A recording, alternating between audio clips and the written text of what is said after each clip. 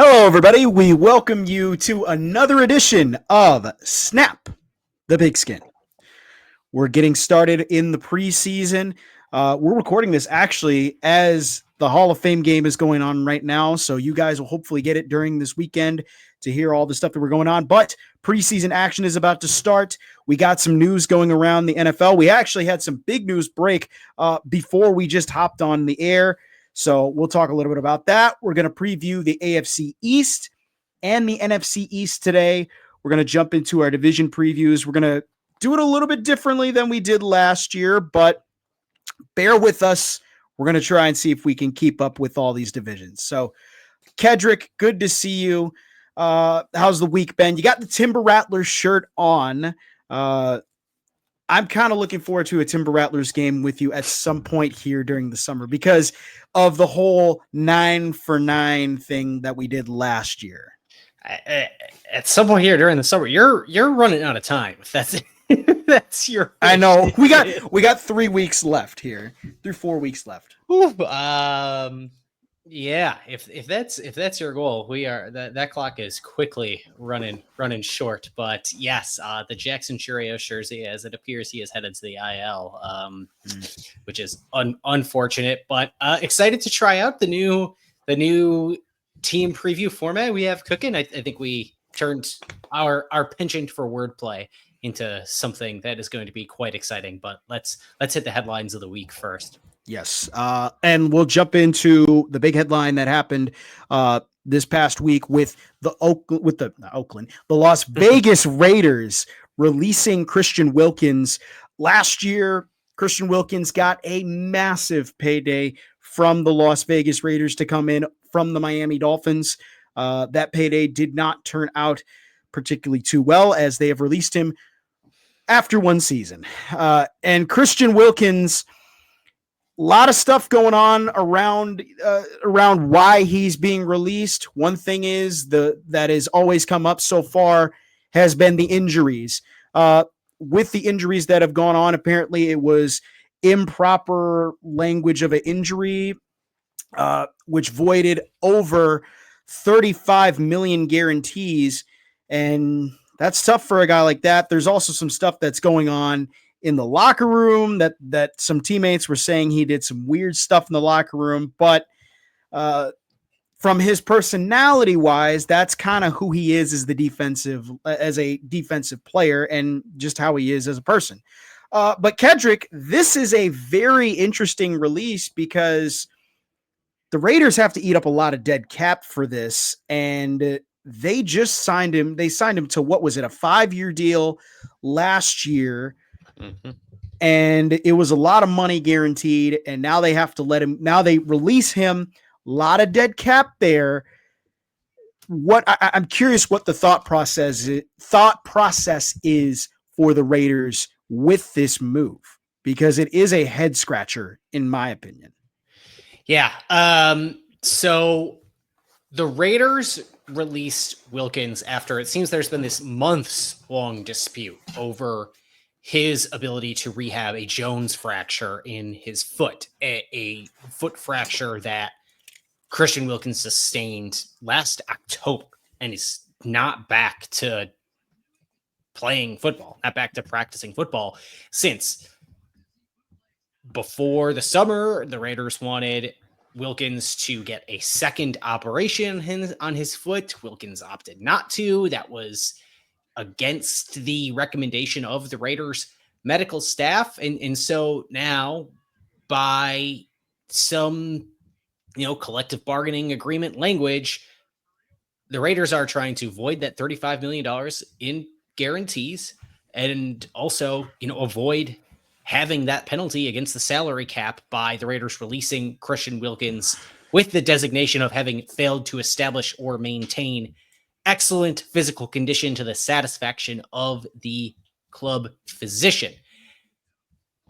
Whew. I don't love these situations because, for one, I think it is I am almost always going to have a very hard time defaulting to being on the side of the club here, trying to take millions of dollars out of a player's pocket and a player essentially trying to take control of their own medical rehab while a team says something to the opposite. I think if we had one Sam Gemini on this show, he might have a certain former Buffalo Sabre in mind who he might want to bring into this conversation. Or if we had one Jack Goods on this show who has been on here before for an AFC East preview episode.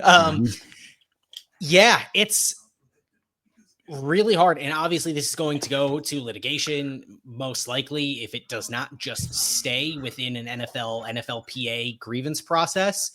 But if and when Christian Wilkins hits the open market, it's going to be fascinating to see if anybody is interested in him, in bringing him into their team, because we know what he can be when he is healthy. But the last 10 months have been just sitting and waiting. And regardless of how you think he should be rehabbing his injury, it is not a great sign that he's not out on the field.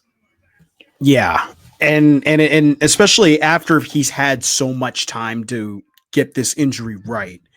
And he's not healing it the way that I think the team wants him to heal it. So it does it in kind of a sense. I mean, like, it is a head scratcher because the Raiders paid a lot of money to go get him to beef up their defense. And now it doesn't pan out. Now you're kind of stuck with an issue of, well, now how are we going to get, what are we going to do? I mean, I'm surprised too about this. I also think in the free agency too, like you said, is teams now know about this. So what is the situation going to be now for clubs who are going to try and make a bid on him? Is there that question of, well, you look at the numbers, he's a top 5, top 10 defensive lineman when he's healthy. But the cons of that is he can't stay healthy, and the issue that got him released could happen to our team, which then it puts us in a tough situation. Do we want to bring that problem into our organization? So that could be a big one to think about. But yeah, like you said, when Christian Wilkins is healthy, top 5, top 10 defensive lineman in the league. And if any team wants to go get him, he is out there, but there is that cloud hanging over. There's that question mark hanging over of, is he going to be healthy by the time the season starts? Yeah. Or even when the season gets going, when is he going to be healthy? Yeah. So. And even just cap math wise, this is going to hang over Las Vegas for a while. An arbitrator might not hear this grievance for a full calendar year. Yeah. And so the Raiders now are just hanging on to, a partial cap charge for this release. It's 40%. And if the arbitrator rules in their favor, then all of a sudden they get, $14 million cap credit. If the arbitrator rules in Wilkins' favor, then all of a sudden the Raiders have to eat another $20 million in dead cap money. And so if you're in the front office, you don't know what the cap situation is going to be like. That's really tough. That's a substantial player. If we're talking a $15 million cap charge that you don't know whether or not you're going to have to sustain going into next season. So, short-term effects on what happens to Christian Wilkins for this season, long-term effects for how do the Raiders manage the offseason. Of course, a settlement between the parties could happen at any time, but oh, wow. Crazy considering just how big of a coup getting Wilkins to the Raiders out of Miami was a season ago, especially given the on-the-field impact that not having Wilkins did have on the Dolphins this past year. But we'll get into that a little bit more during the AFC East preview. Yeah. And hopefully everything will be worked out from both sides. If not, there could be some bad blood between one of these two. Now moving on from the Raiders, and we got to talk about this. The Browns QB carousel. We talked about this last week, and we're going to talk about it again this week. It is just absolutely bonkers with what the Browns quarterback situation is going on right now. Kenny Pickett hurt his hamstring, was in the running for the starting quarterback job with Joe Flacco, Shedeur Sanders, Dylan Gabriel, and now he has a hamstring injury. And it looks like between the four as well, with the four quarterbacks, one's not going to be there. And when could it happen? Potentially week one. ESPN's Dan Graziano noted that the Browns are likely to trade one of the quarterbacks from the group. Could it be Shedeur Sanders? Could it be Dylan Gabriel? Could it be Joe Flacco? I highly doubt that's possible. Could it be Kenny Pickett? Even though, too, they traded for Kenny Pickett in the offseason from Philadelphia. So a lot of stuff is going on with this quarterback situation in Cleveland. And right now, Joe Flacco is kind of the front runner to be the Browns starting quarterback week one.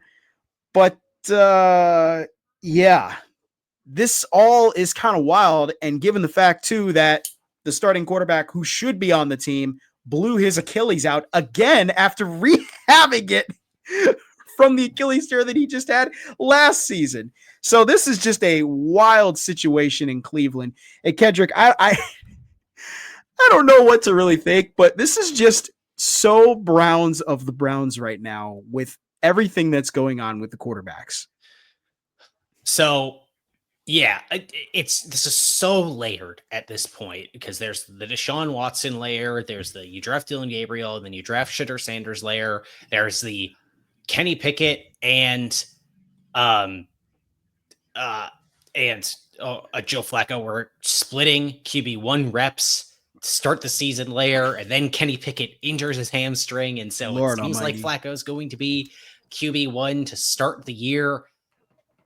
Not to mention Jimmy Haslam owning the Milwaukee Bucks fame. By the I was about to say, comes out this week and just like in response, I guess, to general pressure of being like, the Haslams were probably the one who pushed the button and said, no, go out and get Shedeur if he's still sitting there, was like, no, this wasn't my idea. Like, just puts his GM on the island. Wow. Why? Throws him on the bus, throws him under the bus. I just don't understand the logic. Still after the draft, I still don't understand the logic. I don't think they understood the logic, given the fact that they seemingly want to part with one of these four quarterbacks. And what's crazy too is you drafted two of them just to release one. And even if you trade one of the two, like if you trade Gabriel or Shedeur, you're probably not going to get a lot of draft capital for them. No. If anything at all. So what's the point? You're certainly not going to get the same amount of return as you could have gotten in just picking a player that you would have rather wanted. Unless they wait out and somebody is like, it doesn't make sense unless somebody's like QB needy. Yeah. And then because the Browns are doing this weird thing where seemingly their defense is like good enough to compete, especially given they're trying to figure out how to pay Myles Garrett and XYZ. Like, I think the Browns on the defensive side of the ball are probably good enough to compete for this division in a tough division, right? But they have no idea what they're doing at quarterback. It seems like the idea was just like draft these guys and figure it out next year. But if that's the case, why not just wait until the following year to get a quarterback? None of it makes any sense. And also, too, this quarterback draft only made themselves worse. Yeah. Yeah. They've only put themselves in a worse position over the last however many months. It's astounding. And by the way, how much guaranteed money do the Browns have right now on Deshaun Watson's contract that they have to give? Yeah. Oh, that ain't going away. Nope. That's not going away anytime soon. So the Browns quarterback situation is just bonkers. And we'll talk more about that when we get into our AFC North preview. But let's jump in to His our 2025 cap hit is $72.9 million. Just a reminder, Browns fans, you wanted this. You wanted Deshaun Watson. I don't know that all Browns fans wanted Deshaun Watson. Okay, 30% of Browns fans wanted Deshaun Watson. Maybe less. Yeah, 5%. I don't know. Okay, hard to say. All right. So we're going to jump into our AFC NFC East preview. And Kedrick, you came up with this over the week. Why don't you explain to our fellow listeners and viewers how we're going to do this AFC NFC East preview here? Yes. So if you've been listening with us since last season, when we did our love and hate for each team in the division, we wanted to change it up a little bit, put our own spin on it, put our little bit of, throw some football verbiage into this, as we are wont to do on this show with, first, second, third, fourth down segments.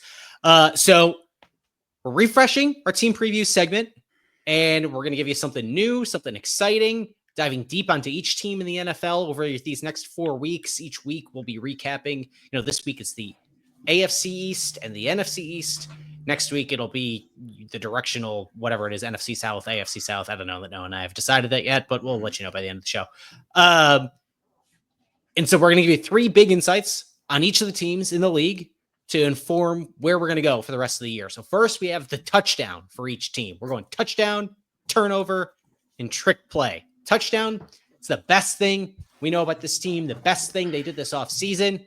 It's the undeniable strength, the thing for that team that's going to keep them in the games, whether it's just a reliable unit for them, a strategic advantage they have. It's just, that is their calling card this year. Then you have each team's turnover. Every team's got a vulnerability. Every team's got a weak link, potential disaster waiting to happen. That's the turnover. That's the glaring flaw on this team, the thing that they did not address this past offseason, thing that makes you shrug and go, I do not know what they're going to do there. And then we have the trick play. This is kind of the new addition here in the touchdown turnover trick play. It's the wild card on the team, the unexpected, the bold storyline, the intriguing move, the thing we're just not exactly sure what's going to happen, and we're just waiting to watch it unfold. Could pay off big, could be a total disaster, whether that's a certain coaching move, a player acquisition, or just overall lack of a move.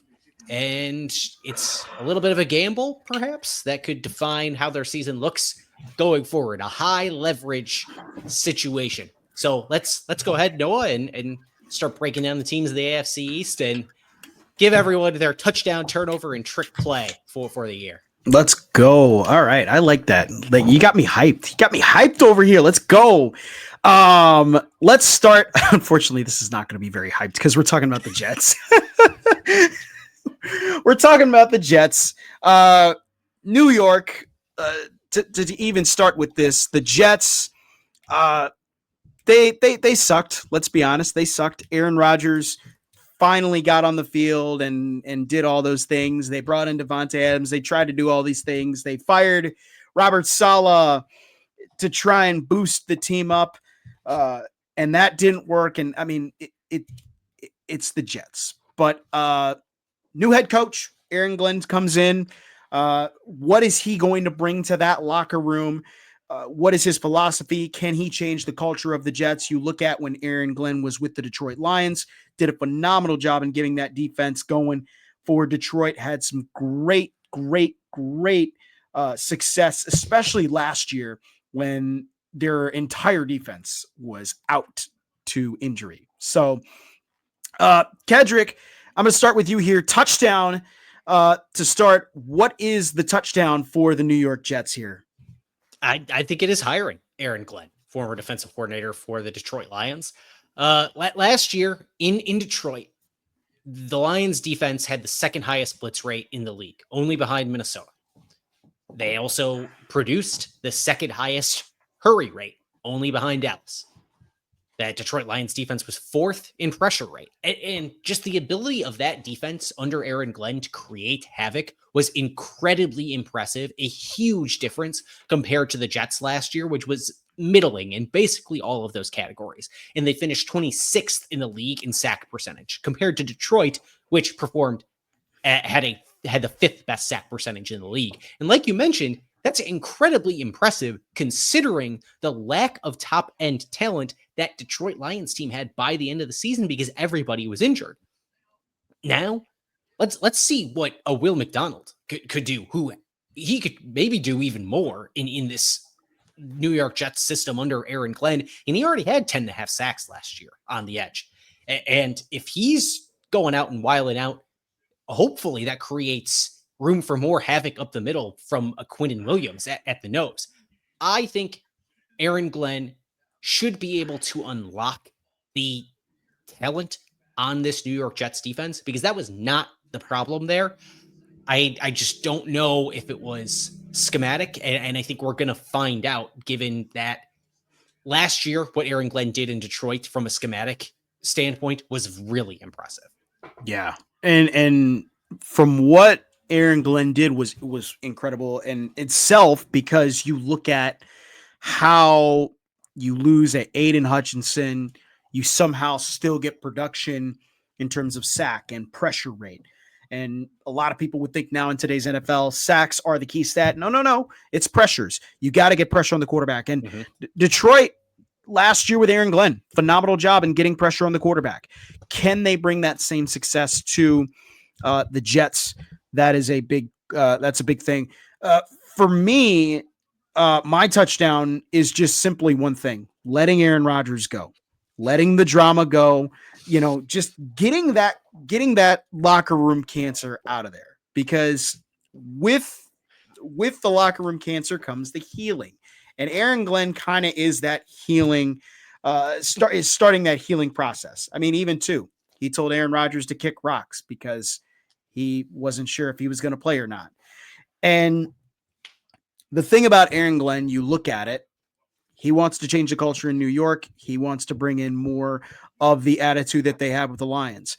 You also look too, he's a guy that really knows how to get a lot of success out of the front four and how to get pressure on the quarterback. Like you said, Kedrick, with this Detroit Lions team, they had the second highest hurry percentage, only behind Dallas. They had the second highest blitz rate in the league, only behind Minnesota. Fourth in pressure rate in the league last year.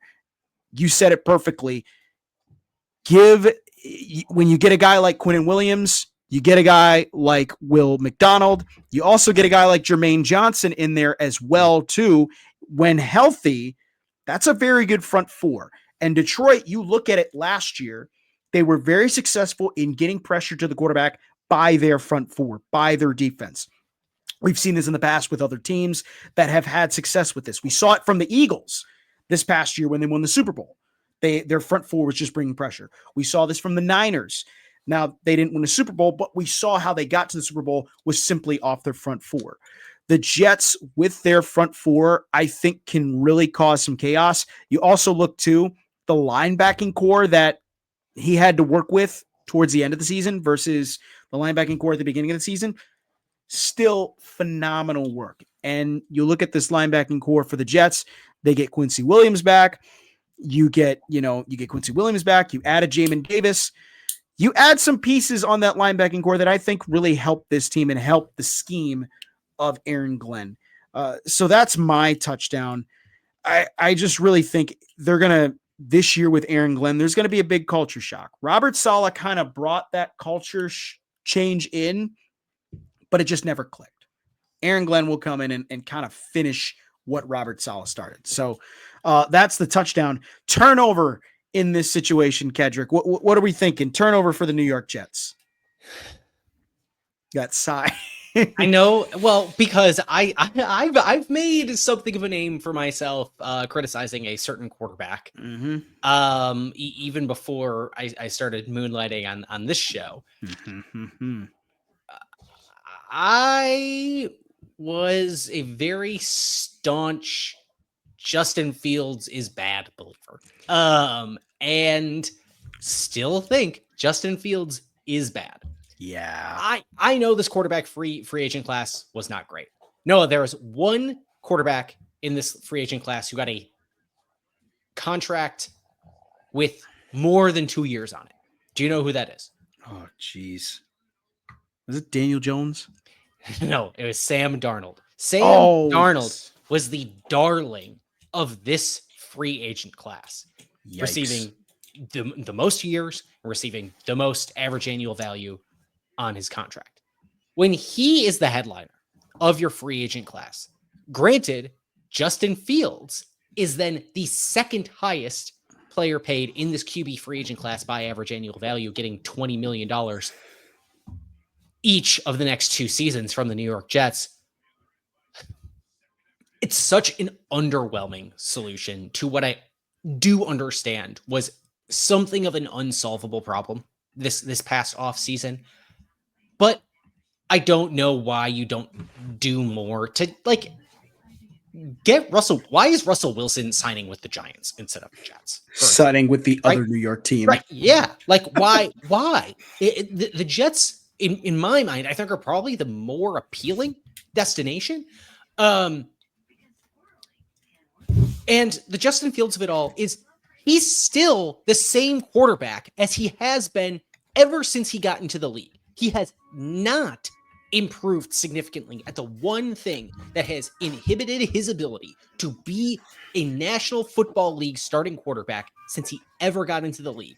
And that is the fact that despite he has tremendous athletic talent, he cannot stop getting sacked to save his gosh darn life. It's he is terrible at this. He cannot escape under pressure. Last year, appearing in 10 games with Pittsburgh, it was the first year his sack rate came under 10%. The first year in his career. But it still puts him as the 6th worst in the league among 40 qualifying quarterbacks. He was 34th in the league. 34th. That's bad. Really bad. He's always been really bad. He is always going to be really bad. It is time to put Justin Fields out to pasture. This is so silly that teams keep thinking they can do something with Justin Fields. And it's hilarious because at this point too, like with the Jets, even too, that was my thing too. The turnover for mine is the New York Jets. But even too, you look at this offense, like it's not good at all. Like, I mean, besides Garrett Wilson, that's pretty much it. That really is all that there is. I mean, there is a certain 17-year-old on this team. Who is that?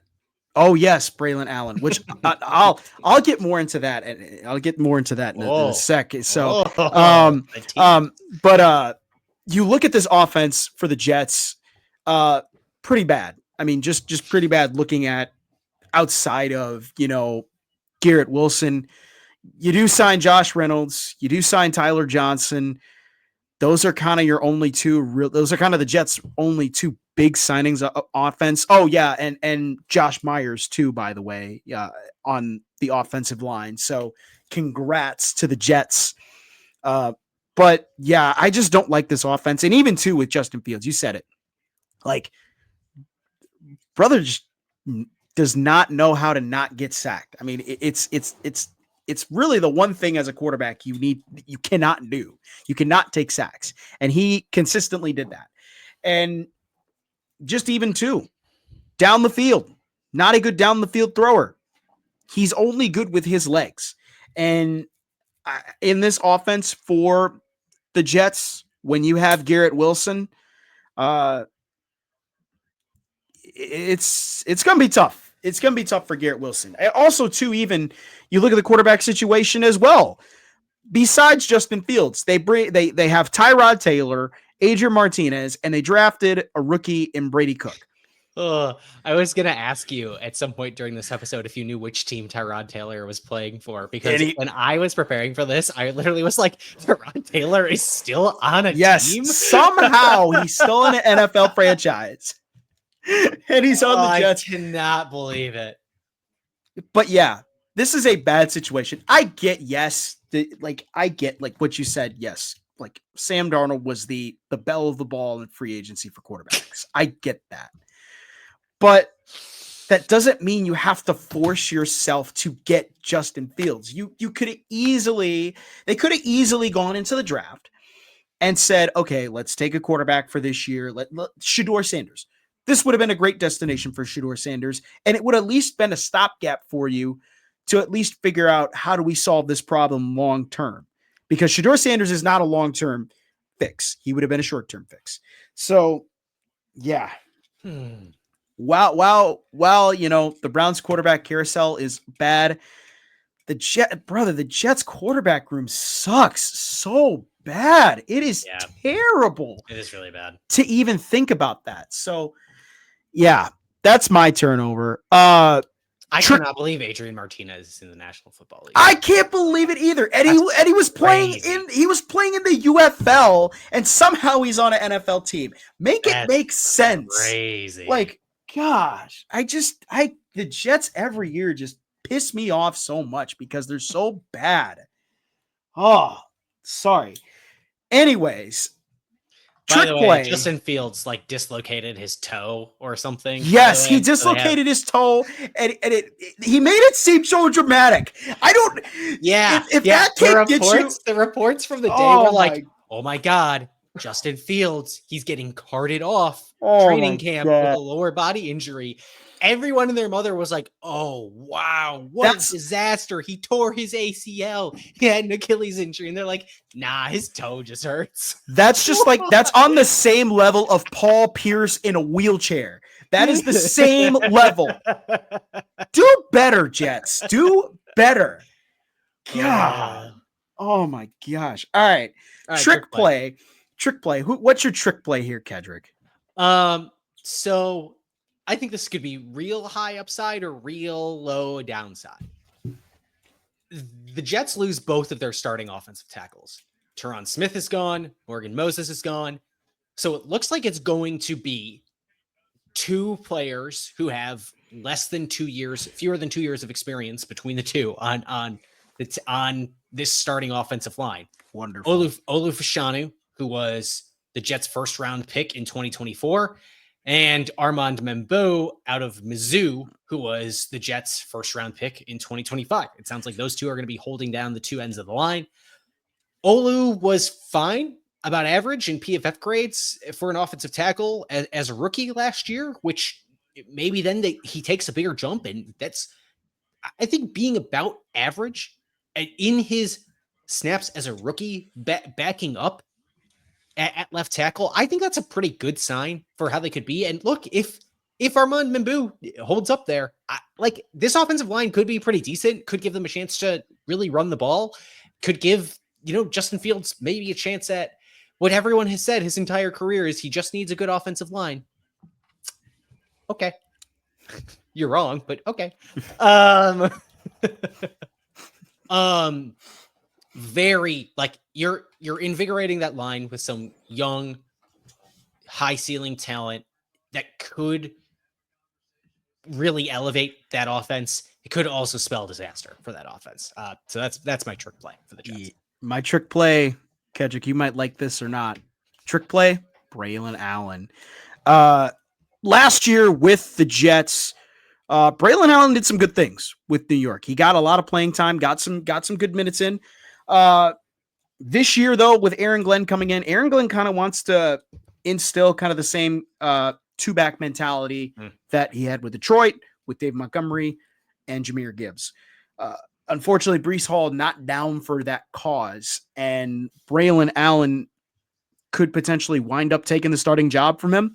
I really like, and this is just from, not from a Badger standpoint too, but I really like this 1-2 punch with Breece Hall and Braylon Allen. You have a young back in Braylon Allen who's shifty. He can catch, he can run in the inside or in the outside. And if Aaron Glenn's offense is going to be a wide zone, that's a perfect offense for Braylon Allen. And on the other side, you have Breece Hall. Breece Hall, speed. He's got that kind of speed that I think a lot of teams don't have. He's kind of the Jahmyr Gibbs to what Braylon Allen would be the David Montgomery. I like this backfield a lot, and especially with Braylon Allen, he's going to have a breakout season. I really think that there's a possibility he could have a breakout season with the Jets. And the Jets may have probably 4 or 5 wins, but Braylon Allen's going to get a lot of touches with that ball because Detroit, their mentality, run the football, set up the pass. Yeah, Watch look, Bernard work. I think there's a lot that they could do here. I'm also remembering, and I don't know what, off the top of my head what the Jets like starting offensive guard situation is, but Joe Tippmann, also former Badger, is still the starting center on that team. So between your starting center and your two presumed offensive tackles, you have a total of 3 years of experience in the league on that offensive line. So looking at the Jets up front for the guard position, it's John Simpson at the left and Elijah Vera Tucker at the right. Okay. For their guard position. So a little bit older. Yeah. So they a little bit older. I guess. I mean, we'll have to see what happens. They also have Josh Myers. Oh. They also signed Josh Myers to be a center. What? Okay. But I don't know. I think didn't he play for the Giants last year? Josh Myers? Yeah. No, he was with Green Bay last year. Oh no, I'm thinking of whoever that ended up signing. Oh, you're thinking of I just had it. Chukwuma Okorafor. No, I'm thinking of John Runyon. John Runyon, yes, John Runyon signed with the Giants last year. Yeah. Yeah. So, but that's the other one that they got. They got the tackle per the transaction wire. I will be. I mean, if they do think Josh Myers, they could kick him to guard. Maybe he could play guard. He wasn't particularly good at center. There was a stat out there. He's not going to play center. That job, that's Joe Tippmann's job. Yeah. And so, if anything, move him to guard. I mean, because you look at last year with Josh Myers' numbers, like he had the highest pressure rate on the Packers team with 11.1 pressure rate at his position. So clearly, center's not the position for him. Maybe you move him to guard, see what he can do at guard. Maybe left guard with moving John Simpson out. But yeah, I don't know. So we got the Jets. Moving on to the New England Patriots. New England made a couple moves, and by a couple, I mean they made a lot of moves. They got a new head coach in Mike Vrabel coming in to the to the New England Patriots. They got Mike Vrabel coming in. Josh McDaniels returns to New England to be the OC, which, wow, who could have seen that coming from any Patriots fan? New England made a lot of moves this offseason. They were very active in free agency in terms of getting big-time players. Kedrick, what is your touchdown for the New England Patriots here? And what's the vibes going into Foxborough in terms of positivity? Well, last year, I think we were looking at this team and being like, man, Drake May has no help around him. And that bore out to be true. This is a team that did not have a 700-yard pass catcher a year ago.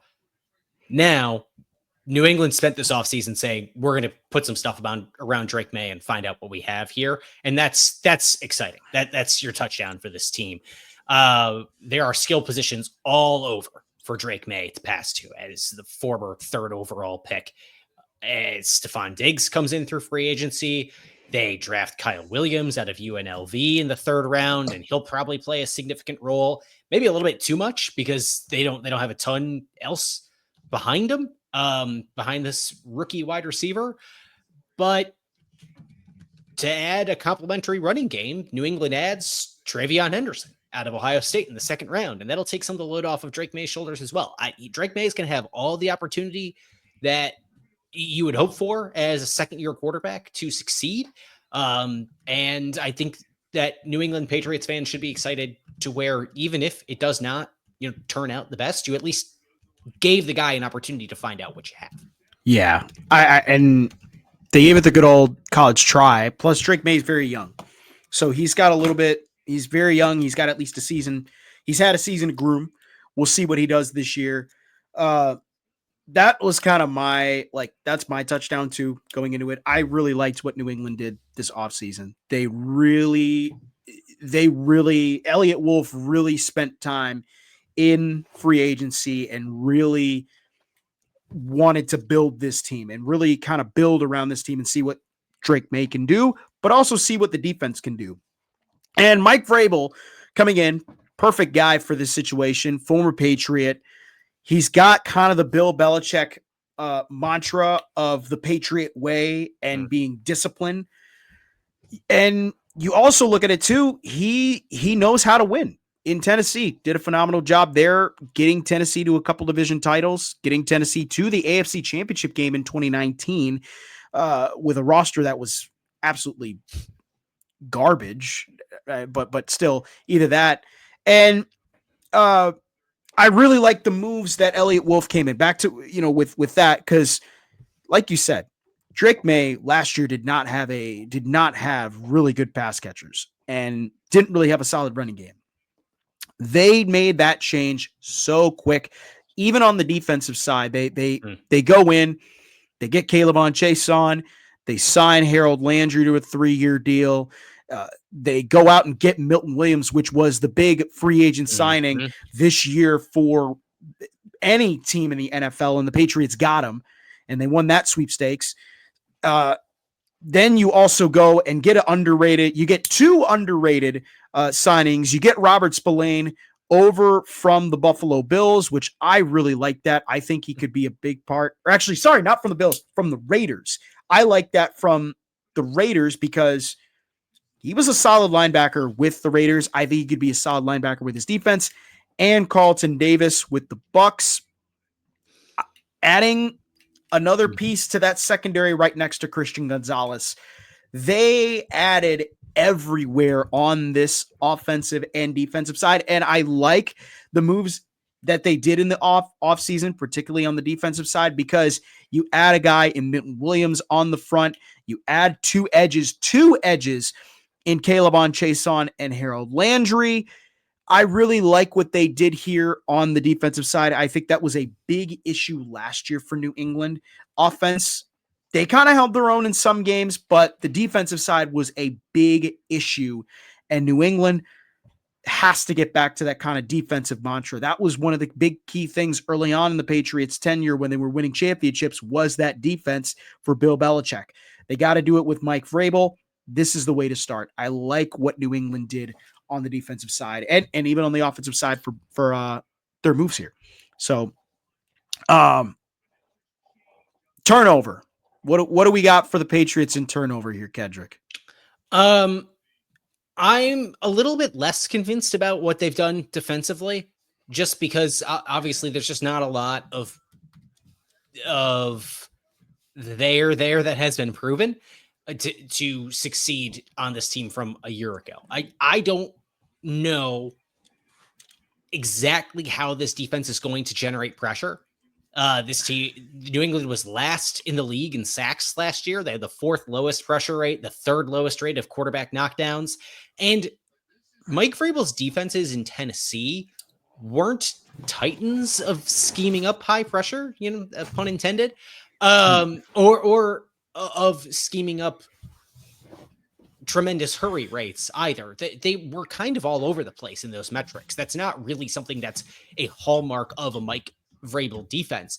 I think, like you mentioned, bringing in Harold Landry to play outside linebacker. He had 9 sacks last season, a year ago. That should help. And he comes from Tennessee, from the time when Vrabel was with the Titans, and so Landry should have a good idea of what Vrabel wants to do because of their time together, but you're counting on a lot of free agent acquisitions to make an immediate impact of turning this defense around, including, like you mentioned, Milton Williams from Philadelphia on the inside, who had 5 sacks from the interior.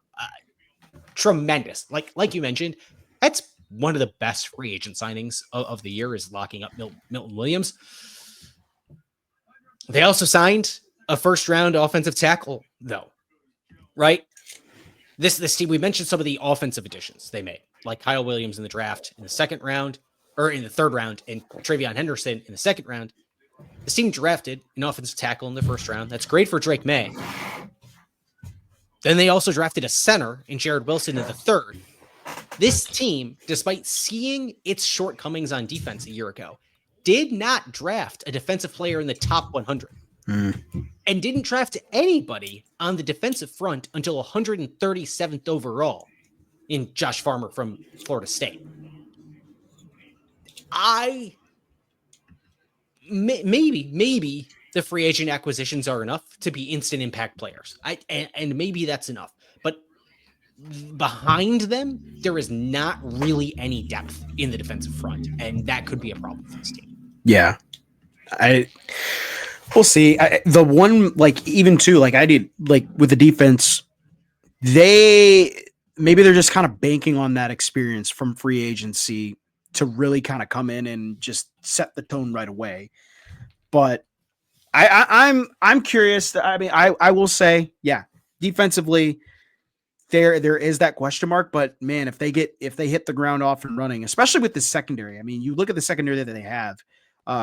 With the addition of Carlton Davis, they add Kyle Duggar, Jabril Peppers. They already have Kyle Duggar and Jabril Peppers and Christian Gonzalez and Marcus Jones. You have a really good secondary right there. You add Carlton Davis. It's a good group. Very good group.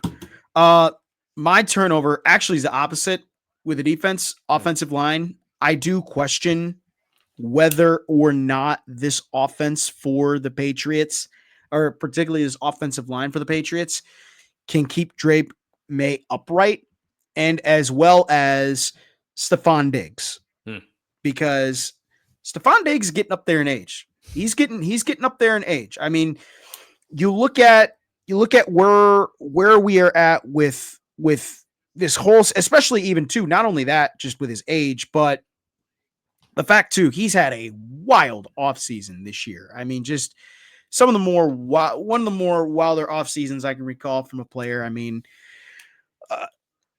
is Stephon Diggs still that number one guy? That is a big question. I don't know if he is. I mean, in Houston, really didn't show it, and they traded to get him from Houston, and it didn't pan out, even when he was healthy. So how is it going to work in New England? It kind of isn't looking like it's going to work out well because of this whole off the field stuff that happened this past few months, and just him not focusing on trying to be better and trying to get better as a player. And just how is that going to fare? Because besides Stephon Diggs, you have Demario Douglas, you have Keyshawn Boutte and Kedrick Bourne and Matt Collins. I mean, it just, to me, doesn't look good. But back to the offensive line, drafting Will Campbell, signing Garrett Bradbury, I mean, and signing Morgan Moses, does that help your O-line enough to keep Drake May upright? Because I just have question marks, especially from Morgan Moses. I mean, Morgan Moses was with the Jets and struggled last year with the Jets. So that's my turnover right there. Trick play. What do we got for this trick play here, Kedrick, for the New England Patriots? You're bringing Mike Vrabel back into the building, bringing Josh McDaniels back into the building. Wonderful. Josh McDaniels, who it just felt like a staple of, okay, Bill Belichick says, come on home. Apparently it's not just Bill Belichick saying, just come on home. It's Mike Vrabel to Josh McDaniels. It's, man, Josh McDaniels just always knows there is a home for him in Foxborough. Is this going to work again? Like, is McDaniels going to be able to just come back to New England again and like be good at being an offensive coordinator again? Because it just always seems like there is something in the water that he can tap into in particular and just make it work in a way that he can't really make it work anywhere else. Exactly. There is a certain level of just like bringing the band back together from a coaching staff perspective that is fascinating here. Because look, if the Vrabel side works on defense, if the McDaniel side works on offense, it might take a year or two, but maybe they get something going here, considering the fact that the cupboard's been a little bare for a little while. Yeah, I am curious because it is puzzling with Josh McDaniels because somehow, some way, when he gets fired from a job, New England just seems to be like his calling card. Yep. And every time he comes to New England, it just seems to work. I don't don't know why it seems to work. I mean, but hey, it works. I think it is going to be, for me, other than Josh McDaniels, Mike Vrabel. How is this going to work for New England? I mean, because he hasn't coached for what, a year and a half. He only took one season off. Yeah. So I always have that kind of worry of when a coach takes a season off. Does he still have that NFL? Does he still have that fire, that passion, to kind of rowdy the team up and get the team going? I am very curious with what Mike Vrabel can do, because, when coaches take a year off, either they flame out or they do really well. I mean, look at Mike McCarthy. Mike McCarthy took, 2-3 seasons off, and it panned out well for maybe 2 seasons. But Mike McCarthy only took 1 year off. Did he take 1 year? Yeah. Are you sure? I promise. Okay. But either way, he took a year off. He took 2. I was going to say, because I thought he took 2 years off. So it's just more of, do they still have the NFL knowledge to go out there and still compete and beat against these teams? That's the only question I have for Mike Vrabel. So that's my trick play. The flip side is Sean Payton took 1 year off and seems to be working okay in Denver. Yeah. And maybe it just works out. It's just, you have to find the right team to work out with. Maybe he works out well with the Patriots. Moving on to the Patriots, we go down south and we go to the Miami Dolphins.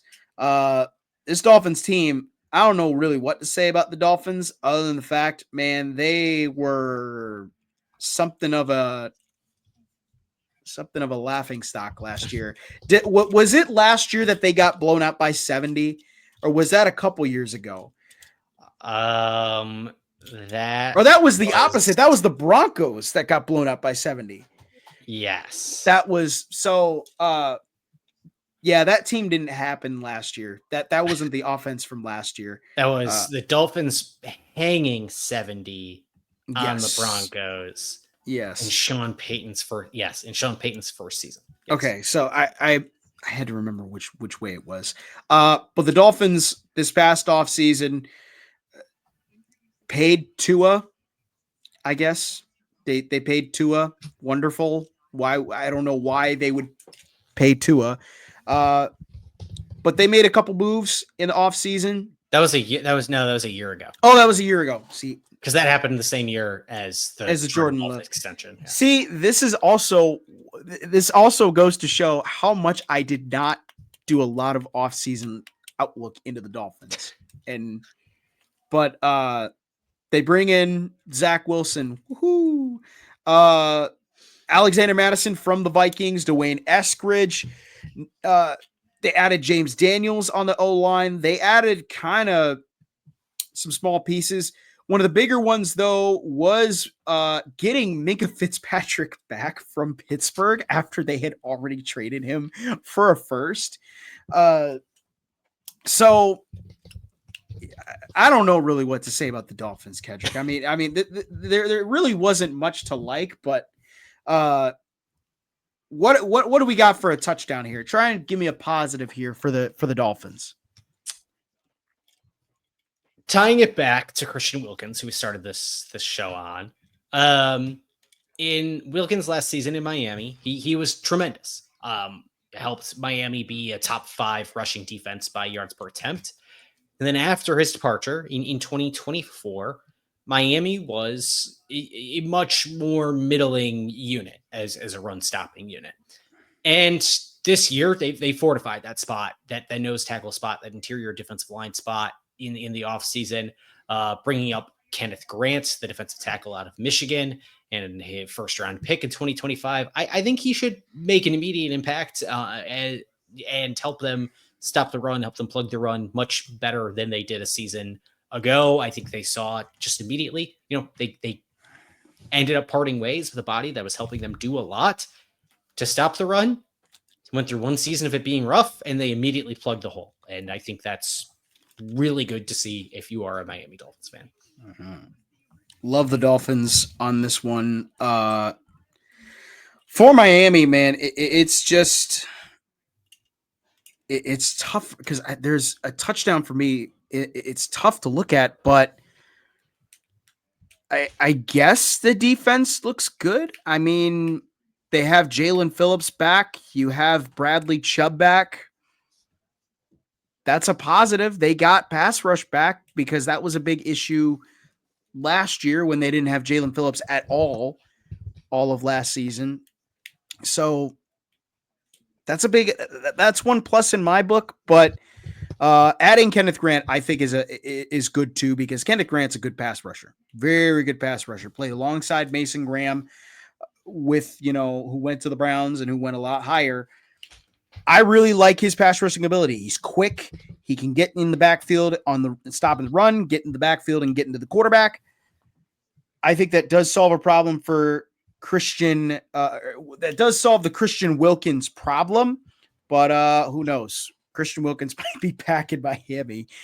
So that's my touchdown. Turnover here, Kedrick. I feel like we're gonna have the same one for turnover here with the Dolphins. Yeah, I think it is that for a team quarterbacked by Tua Tagovailoa, you have to do everything in your power to protect your quarterback. And so in an offseason where one of the best offensive tackles in football, your starting offensive tackle in Miami, retires, that's not great. That's not ideal. Something you want to see happen. Teron Armstead's retirement means that you plug in second-year offensive lineman Patrick Paul to step in here, most likely. He played the bulk of his snaps when he did play last year in relief at left tackle, and he wasn't very good. So fortunately, Tua's left-handed. So at left tackle, really, it's like playing right tackle. So I guess it's not as terrible, I guess. Not as terrible, but still terrible. It's not Tua's blindside. So you have that going for you. Oh gosh. This Dolphins team, there's so many things wrong with Miami. The offensive side just looks so bad. I mean, even with adding Tua, it just looks bad. Like, even having Tua there as your quarterback, it looks bad.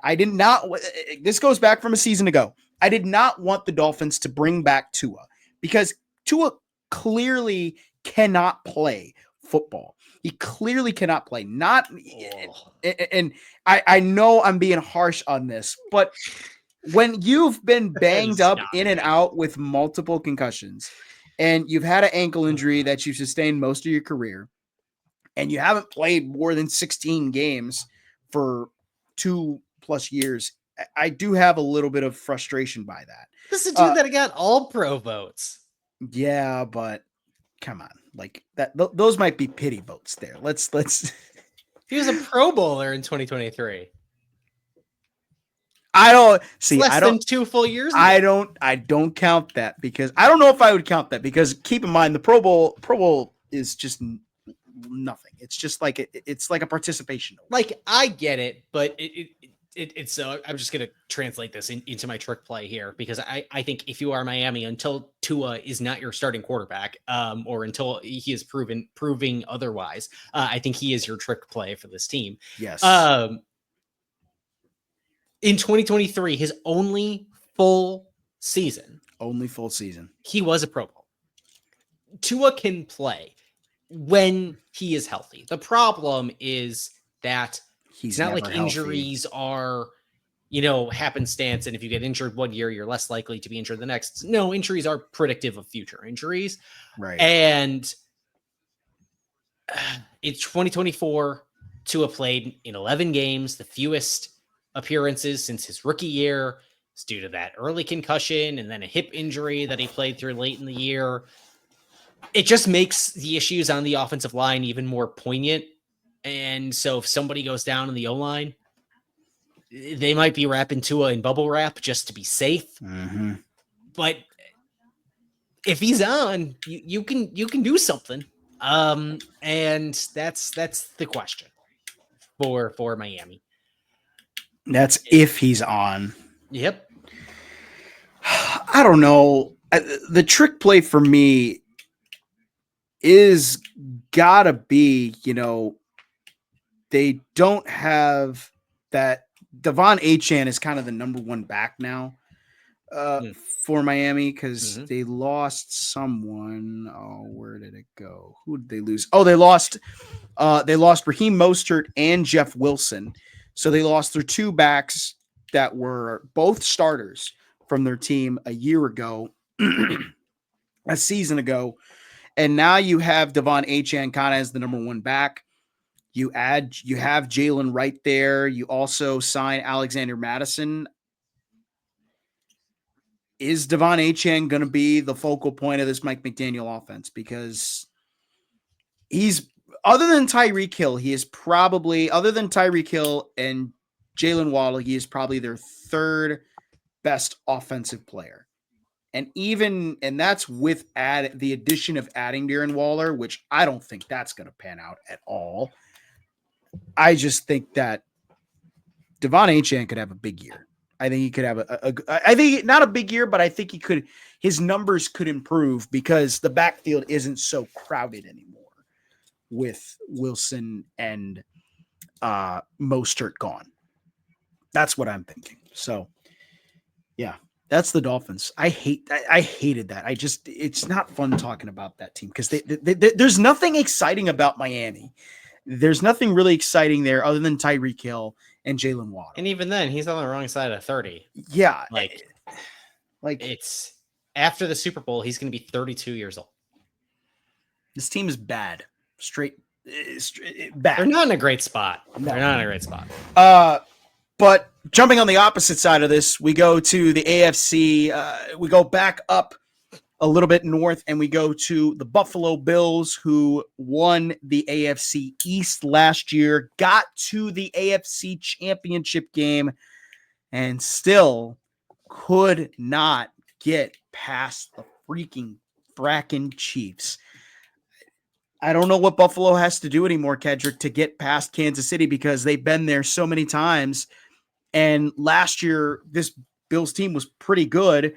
Josh Allen won an MVP off it, and somehow they still can't get past Kansas City. They still can't, break down that proverbial door or get over that proverbial hump. But this offseason, Buffalo did some things. One big thing, though, in the offseason that's happening, Ralph Wilson Stadium, or New Era Stadium, I believe, is getting torn down, and they will be having a new stadium next year. So it is their last year in the Buffalo Bills Stadium. They paid Josh Allen. Josh Allen got a shiny new deal, 6 years worth $330 million with $250 million guaranteed. Good Lord, that is a lot of money. They also extended Khalil Shakir. They got Josh Palmer from the Chargers. They bring Elijah Moore over from the Jets.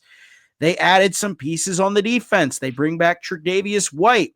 Christian Bedford gets an extension. Larry Ogunjobi gets a 1-year deal. Gregory Rousseau gets in a 4-year, $80 million extension.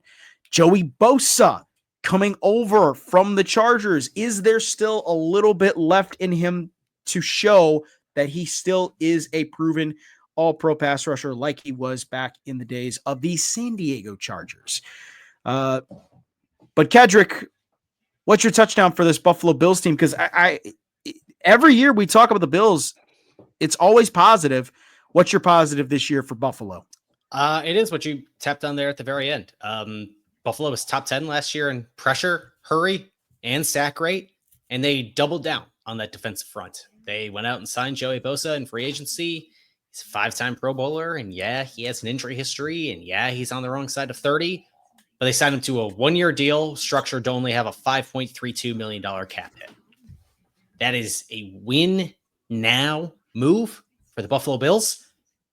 And you add in former first-round pick Greg Rousseau, like you mentioned. He gets a big 4-year extension after posting a career-high 8 sacks, and you pair him with Bosa on the edge. You throw in the extension to inside linebacker Terrell Bernard. I think there is something cooking here on this Bills defense, and that is what you want to hear when your team is quarterbacked by Josh Allen, because that side should take care of itself.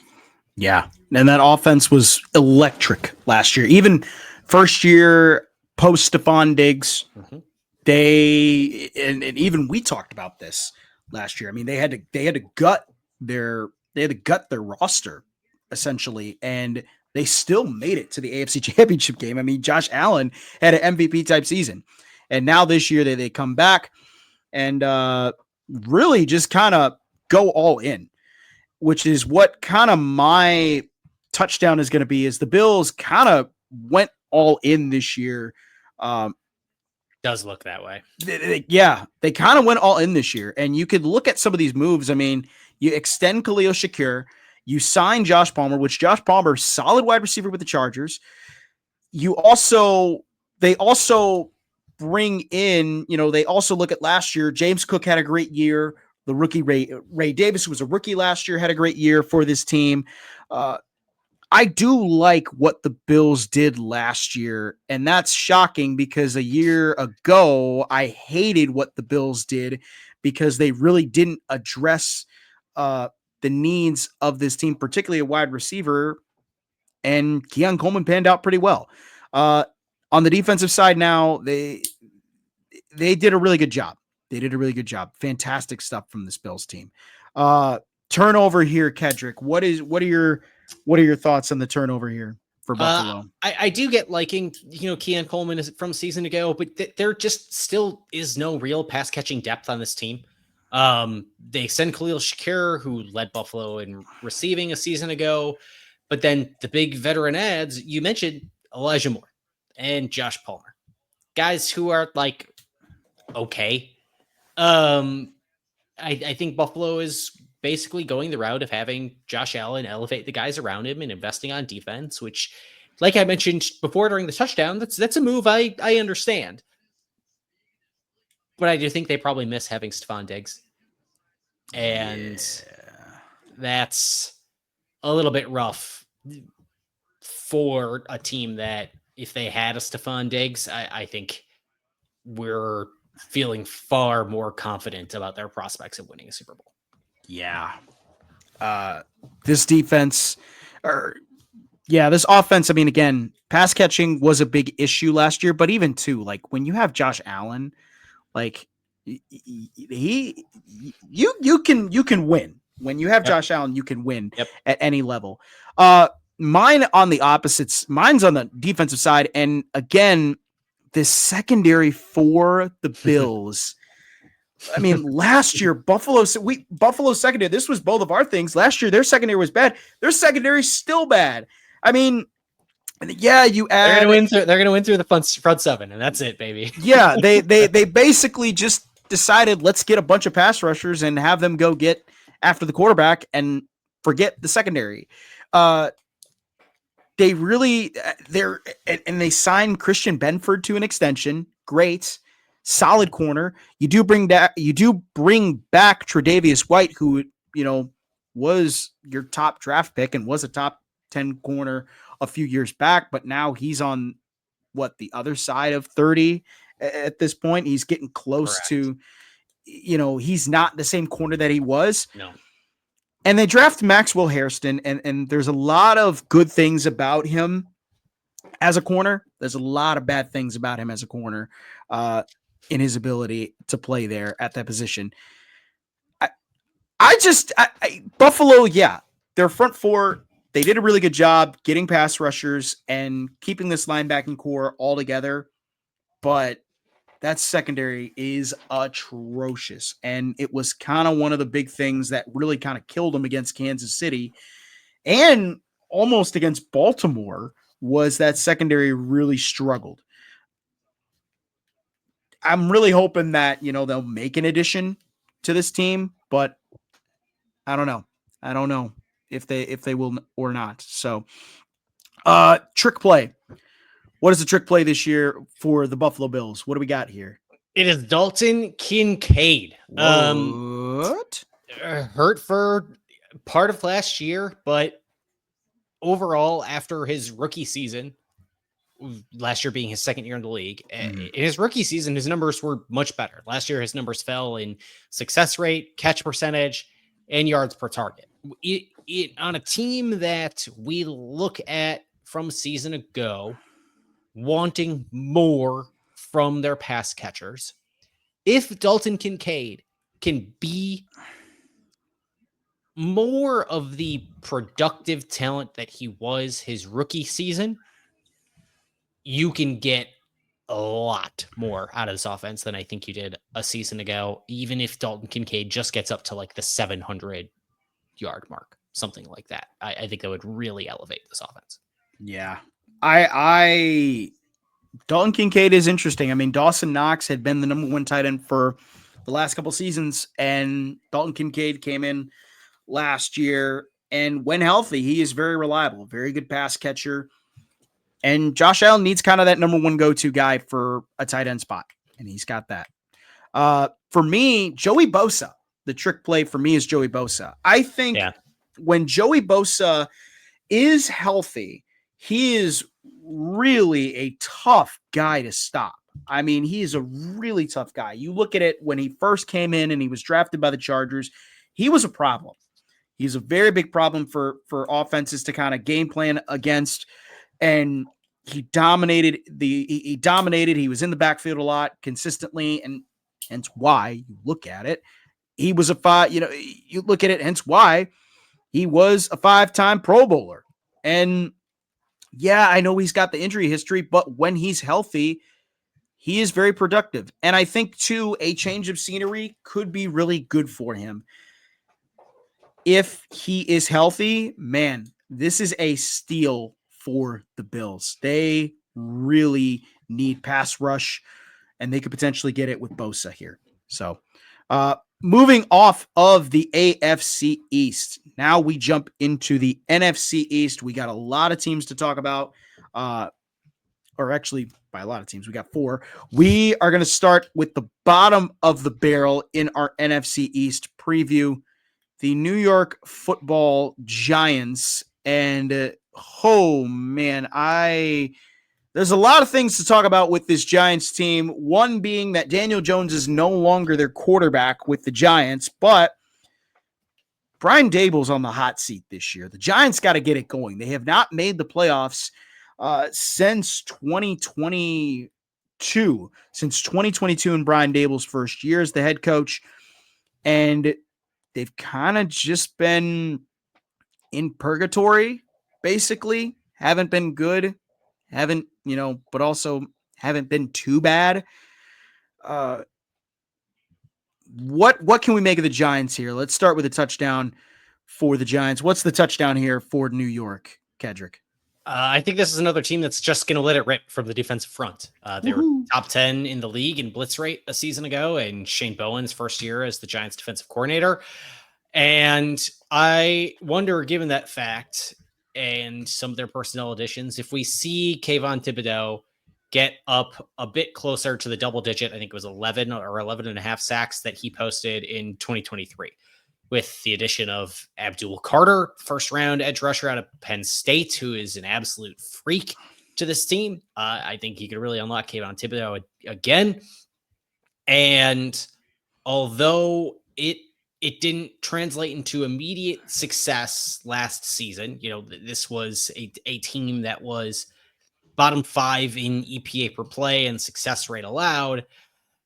It didn't translate to immediate success under the new defensive coordinator, but maybe with these new additions, including a serviceable starting safety in Javon Holland from free agency away from Miami, you bring in Paulson Adebo out of New Orleans.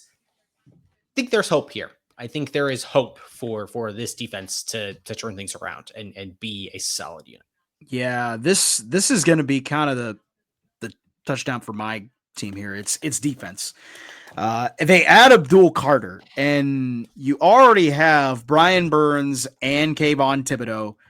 That is a really scary defensive front that they just assembled for that group. And not only that, the Giants really didn't lose much to free agency. I mean, the only big loss that they had was Azeez Ojulari and Adoree Jackson. But other than that, oh yes, and Daniel Jones. Thank you. Massive. and huge. But you look at what they got in the return. Yes, they got Javon Holland. Big fix to replacing a guy in Xavier McKinney, because that was a big loss for them when they lost Xavier McKinney from the Giants a season ago. So they get that with Javon Holland. You also add a corner in Paulson Adebo. That's a great pickup. And then they kind of just messed around with the O-line a bit. I think that has been kind of a big issue, which kind of segueing into it, turnover, Kedrick. I feel like this is another one of those where it's kind of our turnover here for the Giants. Yeah, it's the offensive line. I think it'd be easy to rag on the quarterbacks in the room, but the offensive line is just horrendous. Terrible. Andrew Thomas is probably the most proven player on this offensive line, the presumed starting left tackle, and he has not played a full season since 2022. And he's already starting camp on the physically unable to perform list. So that's great. And that's all happening after he got injured last October. He is still not participating. Brother. Pro Football Network had the other 4 offensive line spots outside of left tackle ranking in the bottom third of the league. All of the other 4 starting spots ranking in the bottom third of the league in pressure rate allowed last season. And then, so what do you think? Noah, did they go out and draft some offensive linemen in the draft? No, they didn't draft a single offensive lineman until pick 154.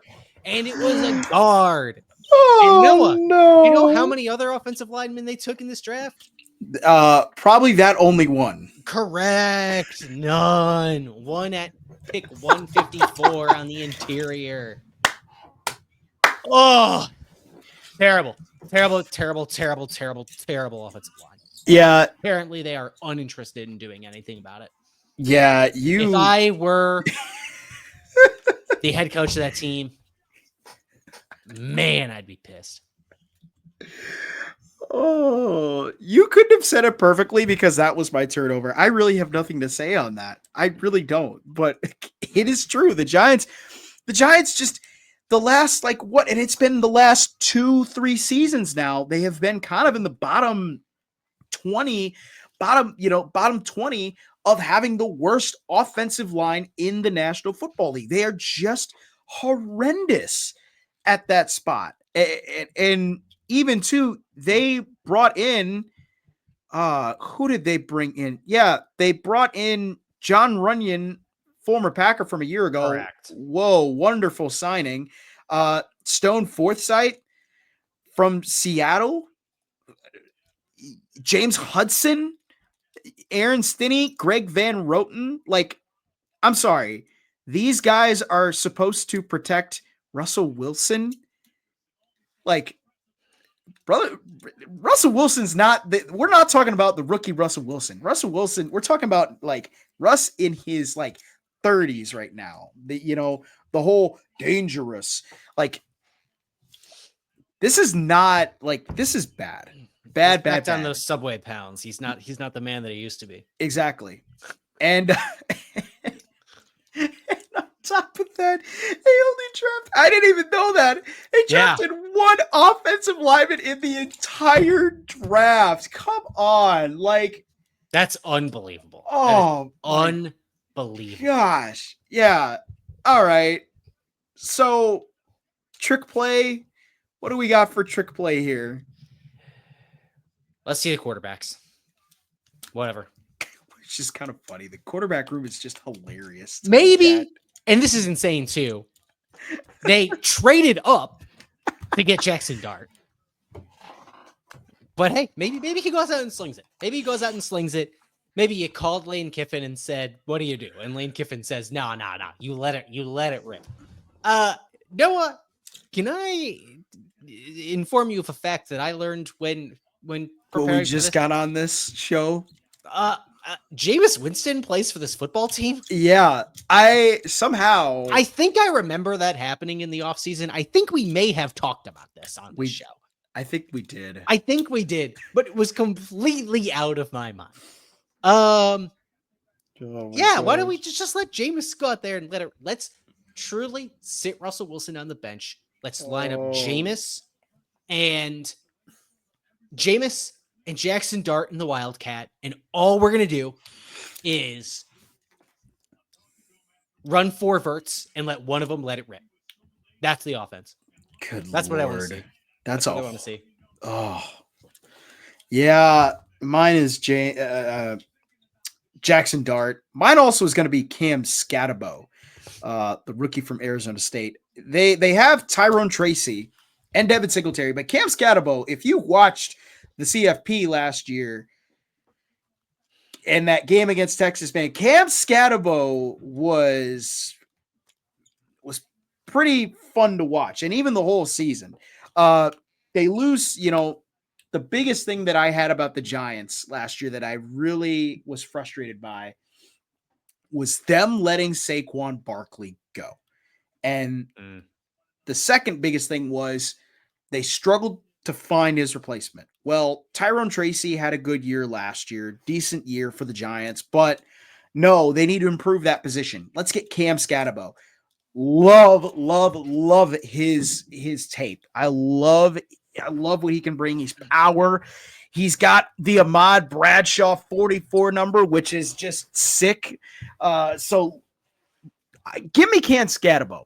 The problem is that given this offensive line's ineptitude, bringing Cam Scatterbo, another guy who is not an exceptionally great pass blocker, is like maybe not meeting the moment for this team. Yeah, but then we can just put one of the quarterbacks in and block. Maybe can we put Jameson at tackle? Put him in at guard. Can we do that? I don't think this team is going to be eating many W's this year. No, and neither is this team, the Dallas Cowboys. This team, absolutely, without a shed of a doubt, Kedrick, I can't try and sugarcoat this. This team actually might suck this year. They might be this year's Panthers. It's either them or the Saints, and we'll talk a little bit more about that later down the road. But man, this Cowboys team sucks because they fire Mike McCarthy, and you think that they'd want to go get a great hire, right? Right? No, they go and promote in hire, and they get Brian Schottenheimer, the OC, and it just, man. All right, turnover. God, the Cowboys, man. Is there a turnover here, Kedrick? Is there you mean, is there a touchdown? Yeah, or sorry, touchdown. God, Cowboys got me flustered. Is there a touchdown for the Cowboys? Man, because this team looks bad. Bad. Yeah, they do. And I know that I was snake bitten by this kind of sentiment a year ago, but I am once again intrigued by the top end talent on the offensive side. It is tantalizing. I think the draft capital exchanged in the trade for Dallas to receive George Pickens, wide receiver from the Pittsburgh Steelers, is not outrageous. They gave away a 3rd and a 5th round pick to get back George Pickens in the 6th. I think that's fine. Zach Martin's retirement, taking away that his talent as an interior offensive lineman, a starter, is tough. But I'm going to assume that 1st round pick out of Alabama, Tyler Booker, is going to be something close to a plug and play starter on that line. It definitely hurts that Rob Jones, who seemed to be the alternative there on the offensive line to Tyler Booker, broke a bone in his neck this week during training camp, and he's going to be sidelined for 2 to 3 months. Lord. I think that's rough, but I still think there are pieces here.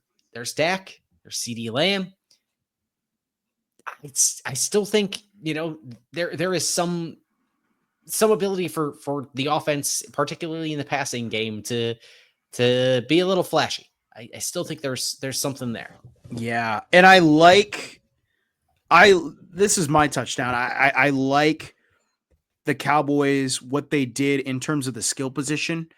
I think the offensive line is going to be a big question mark because you lose Zach Martin, which that's not just a loss. That's a big loss. It's a big loss. Also, one offseason removed from when they lost Tyler Biadasz, your starting center, also former Wisconsin Badger. Yeah.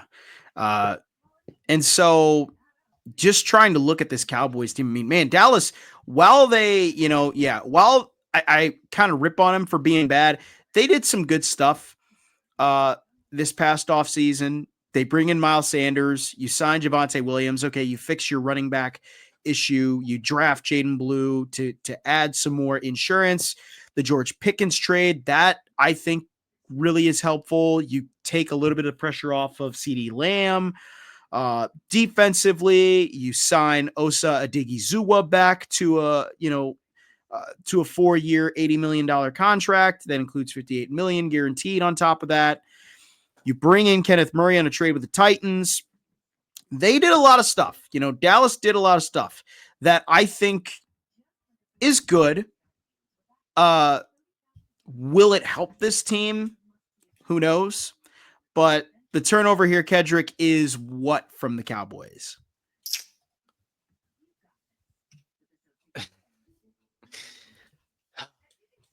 What is it? You witnessed it too. You witnessed it 2 years ago. You went to Dallas.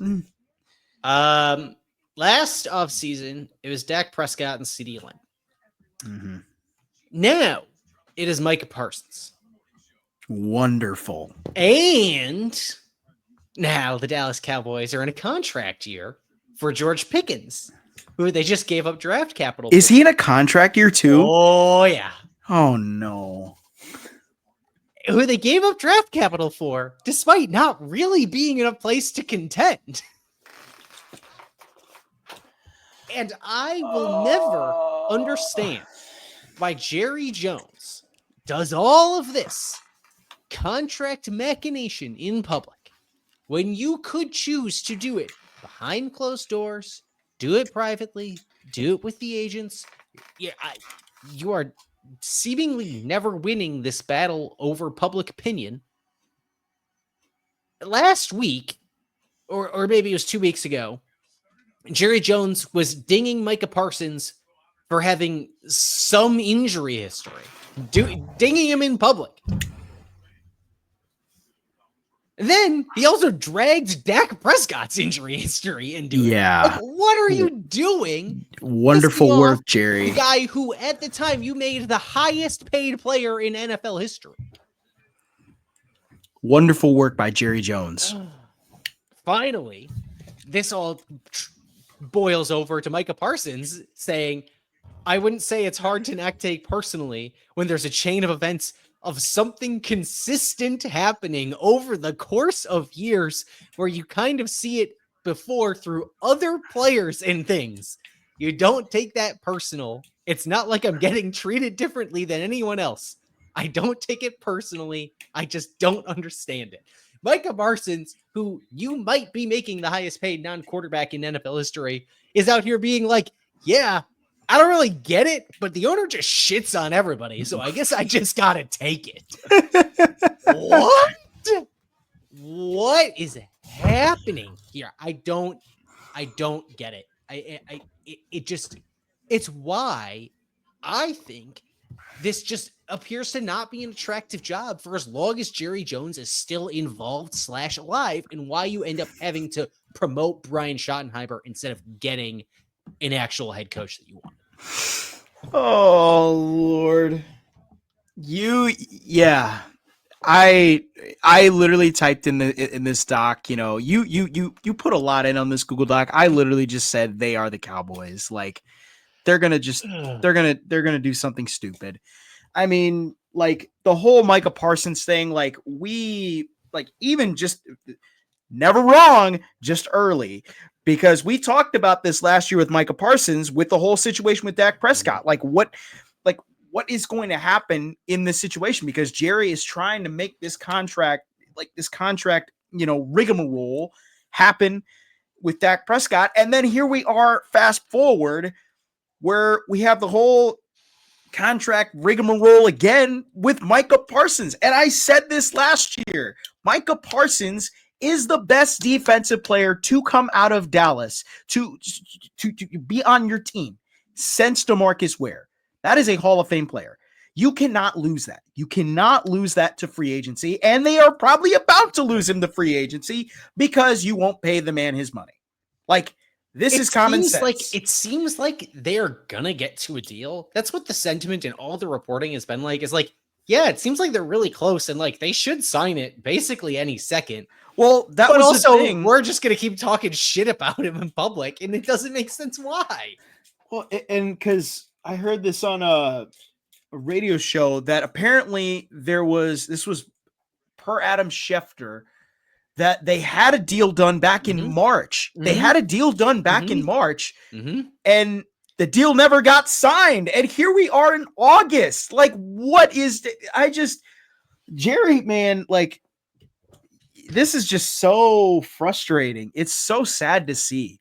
It's so sad to see a guy who was once really like one of the more heralded owners in the NFL just kind of like, I don't know if he was that. I think he was loud, but well, I mean, like, yeah, like one of the more owners that spoke up. He's still that, and that's the problem. Yeah, he needs to stop speaking, per se.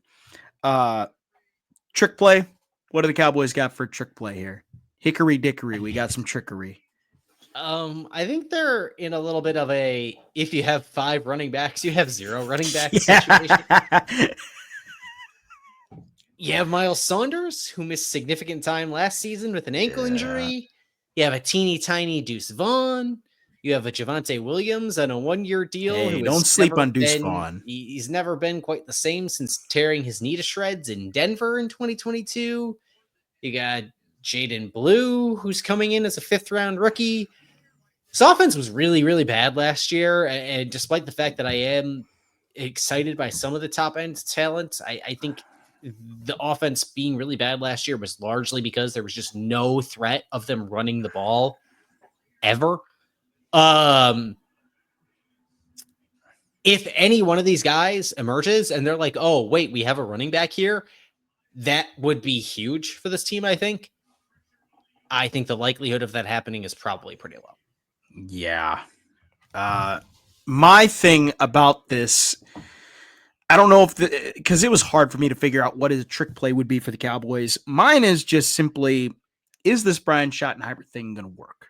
Like, they have the offensive skill pieces to at least go out and win some games, but I don't really see Brian Schottenheimer as a leader. Like, is this going to work head coach wise? That's my only question. That's legitimately my only question. Is this going to work? Because we've seen it happen in the past where a head coach hire, where teams hire a head coach that nobody wanted, and it turns out, oh my goodness, it worked. It works well for this team and what they needed. So that's why I'm just wondering, like, with Brian Schottenheimer, is this thing going to work? Because remember, his dad, Marty Schottenheimer, got hired as the head coach for the Browns when the head coach, Lindy D'Infante, got fired from Cleveland, and he kind of was the interim, and everybody was like, is this going to work? Is this not going to work? And it turned out well. Marty Schottenheimer's in the Hall of Fame now. Could we see that same success with Brian Schottenheimer? I don't know. That's my question. Noah, it was less than 2 calendar years ago that team was one in a playoff half game away from being the number 1 seed in the NFC. It's a shame. And then they played the Packers, and we all know what happened. and just like seemingly ended the upward trajectory of this franchise. Yeah. In the matter of 15. Oh, just think now, thinking about that, Kedrick, you being at that game, that you probably witnessed history. Yeah. Unbelievable. Yeah. I was so unbearable at that game. I'm so happy I was. So happy. Oh, all right. Let's jump to the two teams that are going to have big success this year. The Washington Commanders, which, by the way, breaking news coming out of there. I don't know if we have the breaking news alarm or not. But I can do my own breaking news. Maybe. Nope, that's the We're pouring one out for Terry McLaurin. So Terry McLaurin just today on our show asked for a trade, has requested a trade from the Washington Commanders. Mind you, this Washington Commanders team last year went to the NFC Championship game, which nobody expected, and Jaden Daniels balled out last year, son. So yeah, now this year they decided to pull a Houston Texans move, and they went and got Deebo Samuel from the San Francisco 49ers. On top of that, too, they added Michael Gallup, KJ Osborne. They got Zach Ertz back. They bring in Laramie Tunsil from the Texans.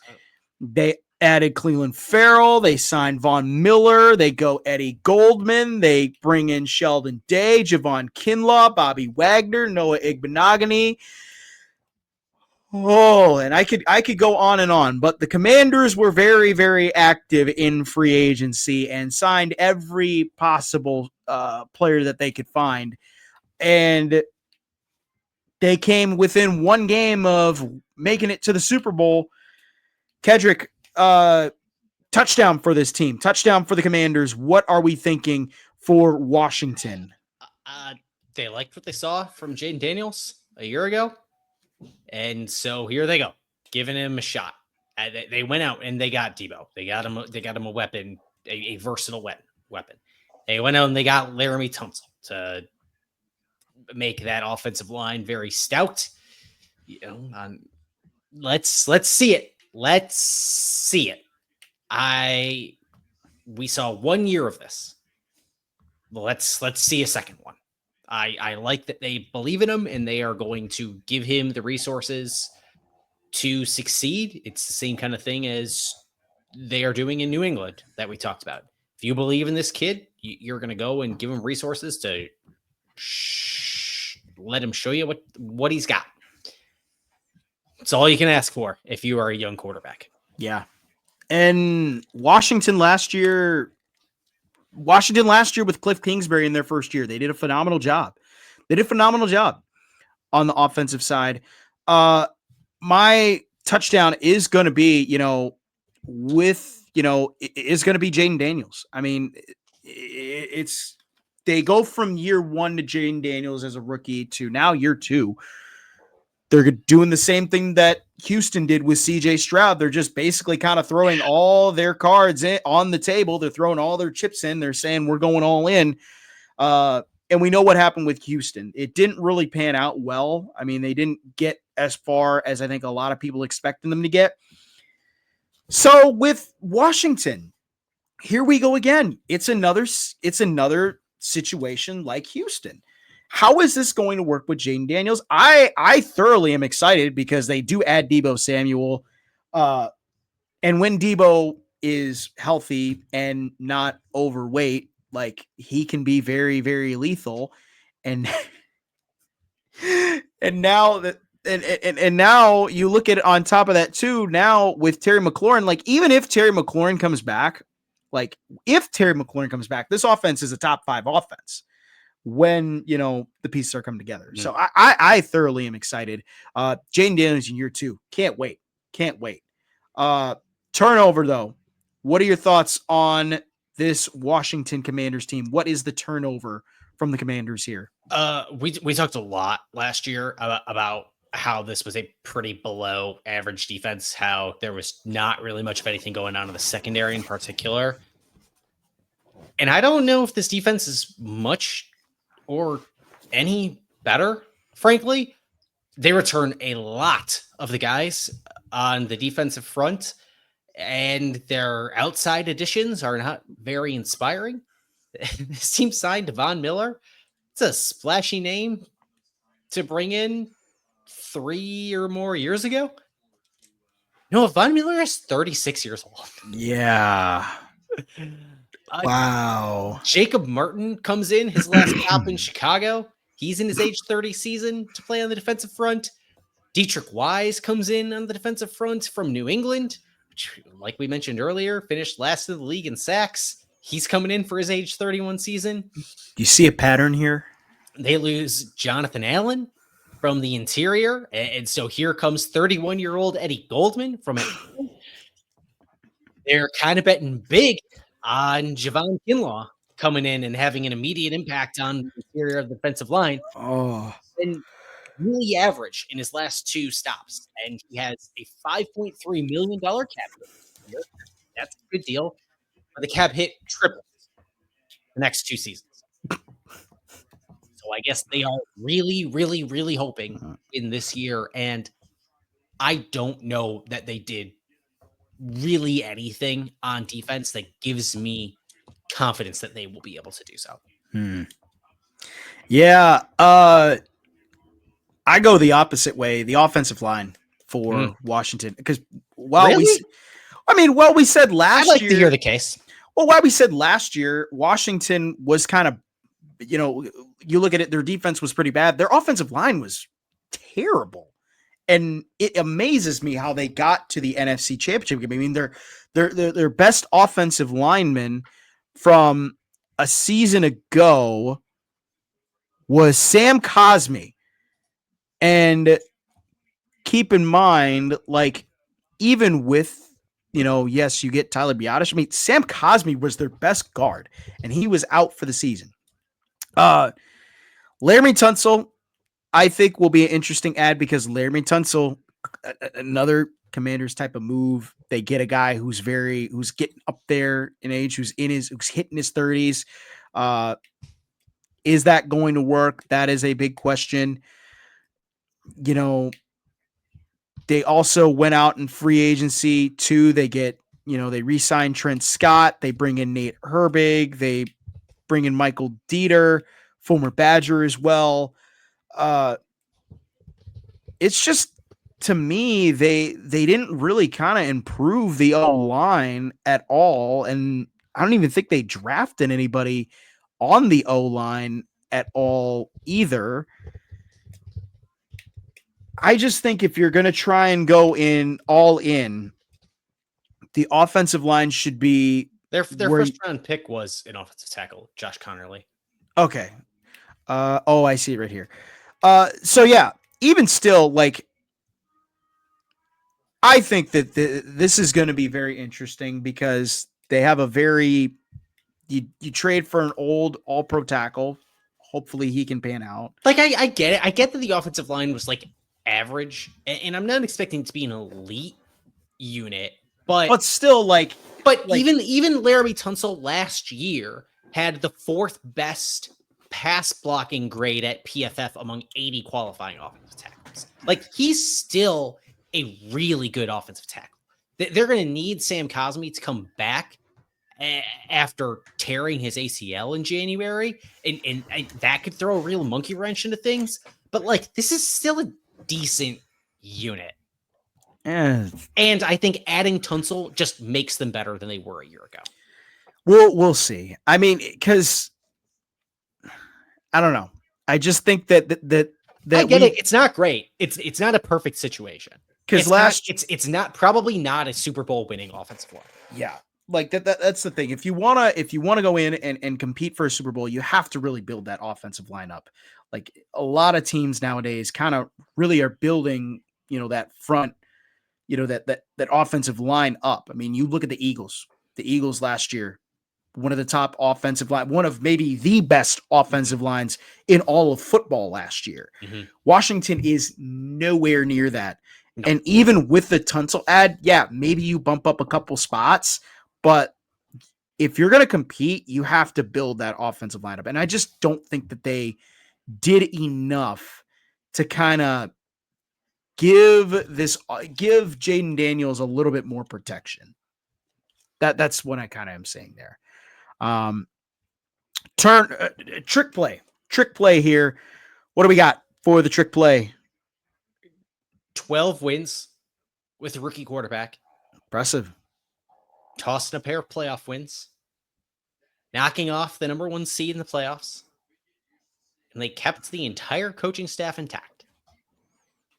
Cliff Kingsbury turned down the Saints job.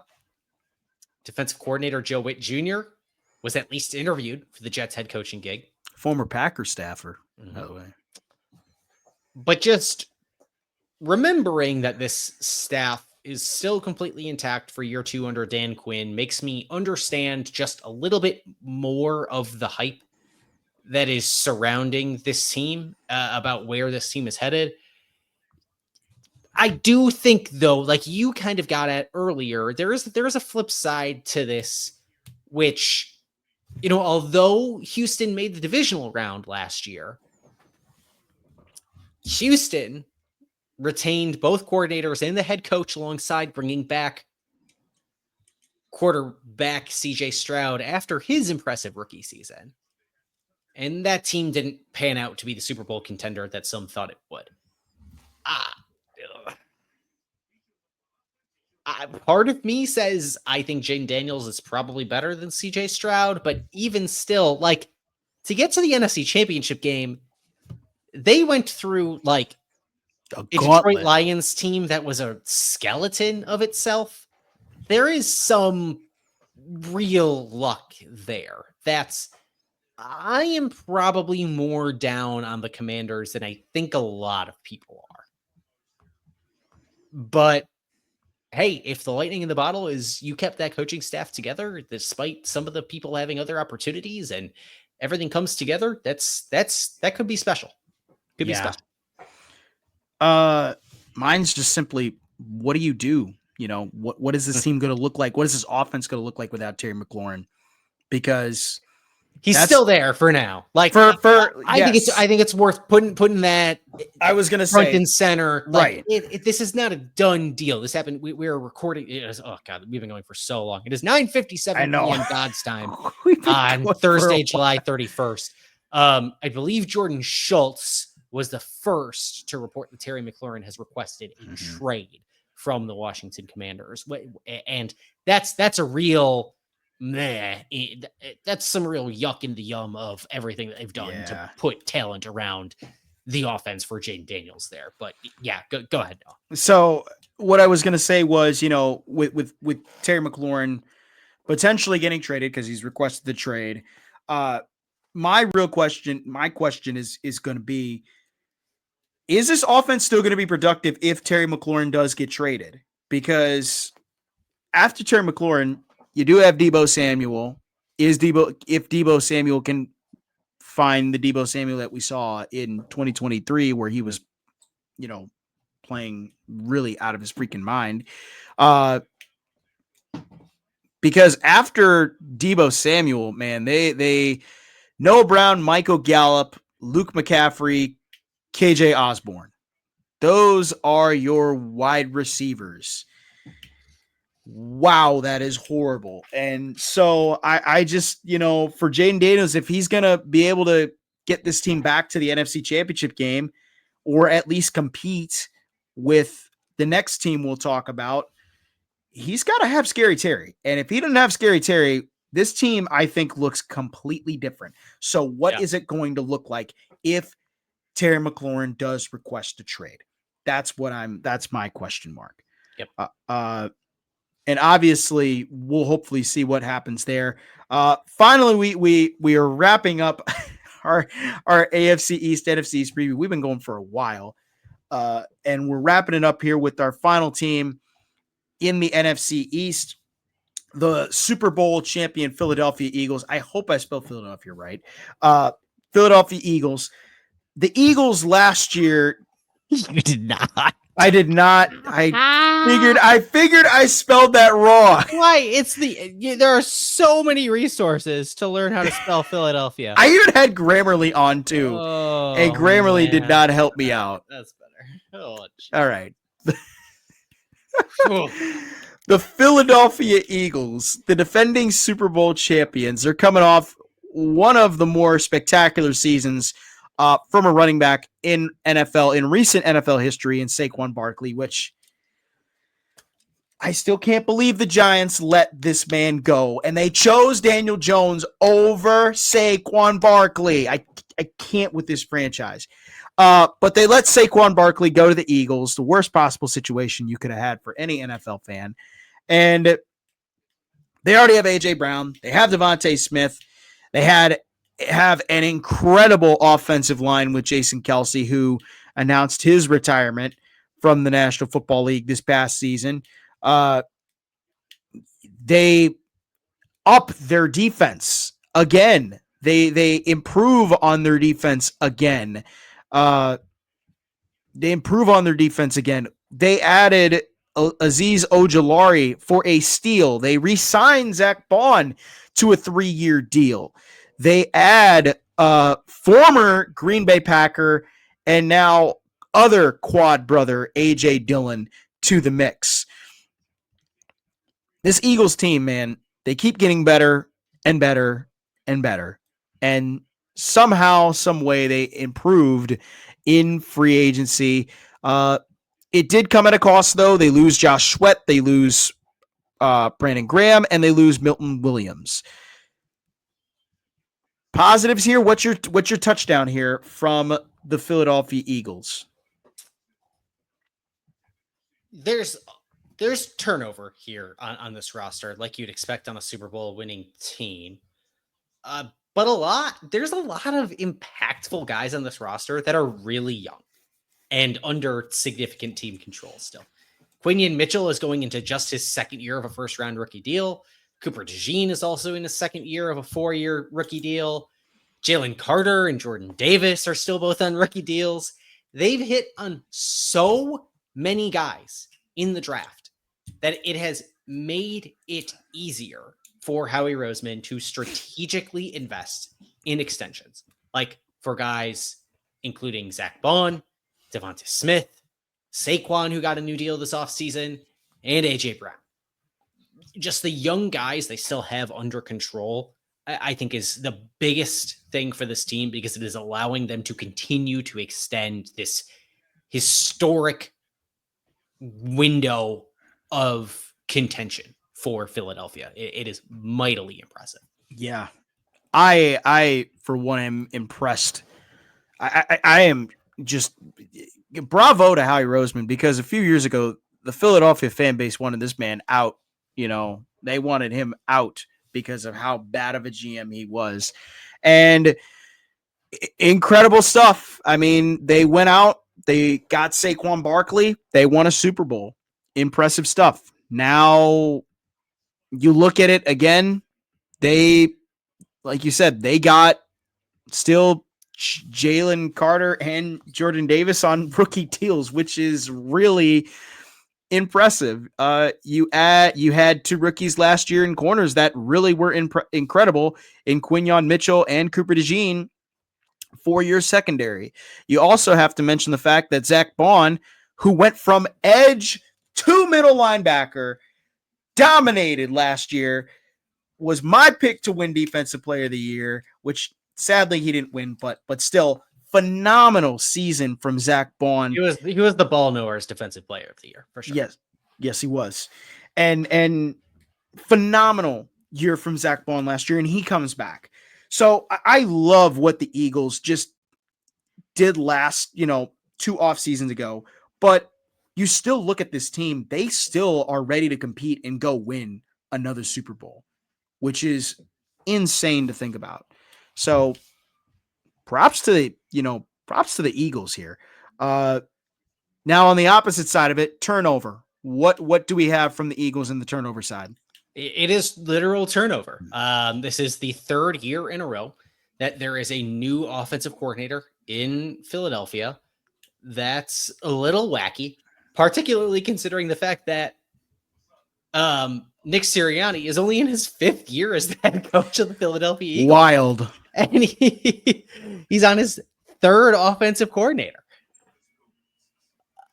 Kevin Patullo gets elevated from pass game coordinator to offensive coordinator, and he is going to call plays for the first time in his career. He has never been an offensive coordinator or a head coach at any level before now. And now he is the offensive coordinator and will be calling plays for the reigning Super Bowl champions. I cannot imagine that is going to be particularly easy for this offense led by Jalen Hurts, but we wait and see. It's not like Jalen Hurts was not already used to a revolving door of offensive coordinators during college. So kind of this is just something that my guess is he's just used to working through it at this point in time. And also, too, you look at it, Baker Mayfield, it's kind of the same situation, kind of similar to that situation because Baker Mayfield had multiple offense coordinators every single year when he was in Tampa. Yeah. And last year, too, have to go cycle again to a new offensive coordinator after losing Liam Cohen to the Jaguars. So I think for Philadelphia, yeah, this will be a very interesting fit. I do think, obviously, the big thing is turnover for me. And literal turnover, I agree. You look at their defense, they completely, their defense, particularly their front, got absolutely massacred. And, I mean, you lose Brandon Graham retires. Josh Sweat goes to the Cardinals. Bryce Huff gets traded to the Niners. You lose Milton Williams to the Patriots. You lose 2 edges, and you lose 2 defensive linemen. Yeah, I get, yes, you do have Jalen Carter and Jordan Davis, but depth-wise, not necessarily good. I mean, especially at that position, you're one injury away from having Byron Young and Thomas Booker kind of step into that role. So they and on top of that, they didn't really, they add, kind of fix-ups. They bring in Azeez Ojulari and Josh Uche. Yeah, those are good at the edge spot, but they didn't really add on the D-tackle spot. So I am curious, what will happen if this front four, does lose Carter or Davis, if either one of those guys will step up. But the depth there at D-tackle, not there this year as it was last year. And especially the big turnover is that turnover from the front four. So, trick play, and I got a good, I got a good laugh out of this trick play. Trick play from Kedrick. So many quads. It is so very true. Very, very true. So many quads. You sign AJ Dillon, and like, can you imagine? Like, you just, Jalen Hurts is back there. Saquon Barkley is back there. Imagine lining up in the wishbone, dude.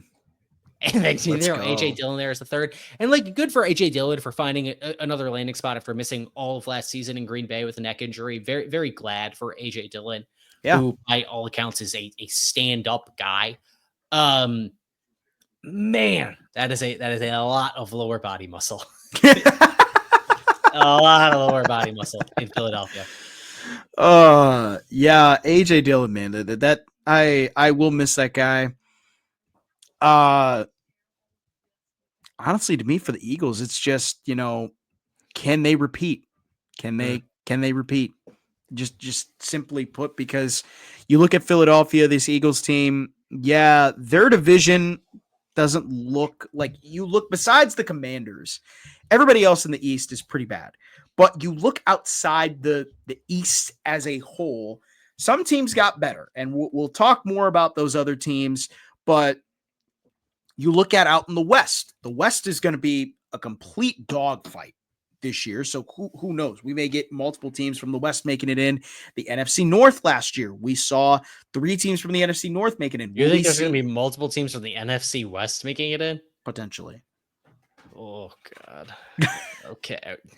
All right. I cannot wait till we do this preview because you and I very much disagree on the quality of that division. Woof. So just even looking outside of the division, can the Eagles compete with some of these other teams outside of the division? Maybe. I don't know. But with that wraps it up here for us today. We are about to hit the 2-hour mark, Kedrick, on this show. And for our first division preview, which holy garbanzo beans, it's a big number. Tune in every week to watch Snap the Pigskin on YouTube or listen wherever you get your podcasts. Next week, we're going to continue on our division previews. I don't know what we decided yet on, but we will probably Let's decide now. What do you want to do? You want to do the South? Let's just get the get the South over. I want to get the AFC NFC South over with because that's just always grueling to talk about. So next week we'll talk AFC NFC South, and feel free to listen to Kedrick's podcasts as well. He does some great work over there, and yeah. Have a great rest of the week and get ready for the NFL preseason as that kicks off here and the NFL regular season right around the corner. This has been another edition of Snap the Pigskin.